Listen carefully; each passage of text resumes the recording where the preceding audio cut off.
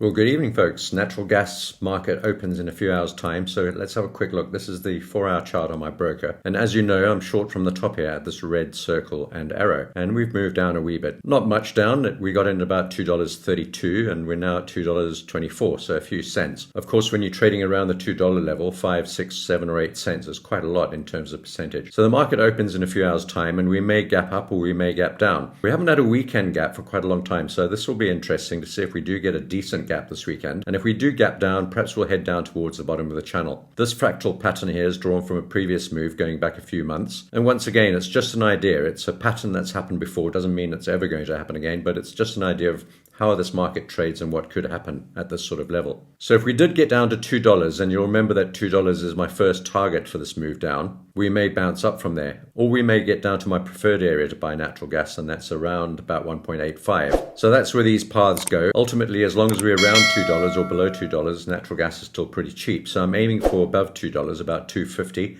And I think eventually up to about $3 or $3.40 later in the year. So now it's really a matter of waiting for the open, and if we do get a big gap higher, that could jeopardize this move down. On the other hand, we might gap down a few cents, maybe 3, 4, or 5 cents, which could take us to the bottom of this channel before bouncing back up again. If we did get down there, that's only 2.13, and like this pattern that formed before, we might jiggle around about this level before a drop down to $2, which would take us down to here. So really, we're just waiting to see how this market opens. Generally, I'm looking to buy dips, so I'm already short, but I'll be looking to reverse that the moment this market changes direction. And I'm looking for a move back up to this high at around about 2.35, and then probably a move up to 2.4, 2.5, and possibly even higher than that, up to about 2.8. Let's look at this on the Henry Hub day chart and over at the NYMEX, and here we go. So just a little move down on Friday. We did reach the top of this gap. We hesitated initially at the bottom of the gap, so that gap actually played out quite well, illustrating actually that even rollover gaps play a role, like this one did here. Now I've got this green path up here on the day chart, and we may still actually complete this path before moving down. That would take us up to the 200-period moving average. That's this purple line and this channel top. Let's just zoom out to see where that comes from. So I called it a channel top, but it's actually a long-term downward trend line on this day chart. And it's not a particularly good trend line either. It's only got 2 touches, maybe 3 at the best, and it's not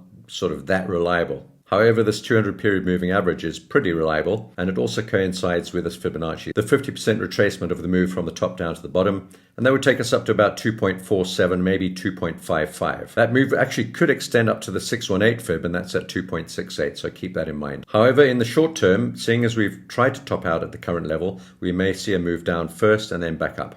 I think we can consult the 4-hour chart again to get some more detail on that. So that's why we sold there with those reversal candles at resistance and looking for this move down. As I said, it's only moved a few cents, and we'll have to see how this opens up later on tonight. So the general idea on natural gas is to buy dips down around about $2, maybe down to 1.85, looking for a move up to 2.4, 2.5, 2.8, and maybe even above $3 at some point later in the year. Well, I hope you found that useful. Good luck this week with your natural gas trades. And if you did find it useful, a thumbs up and your subscription would be much appreciated. Take care.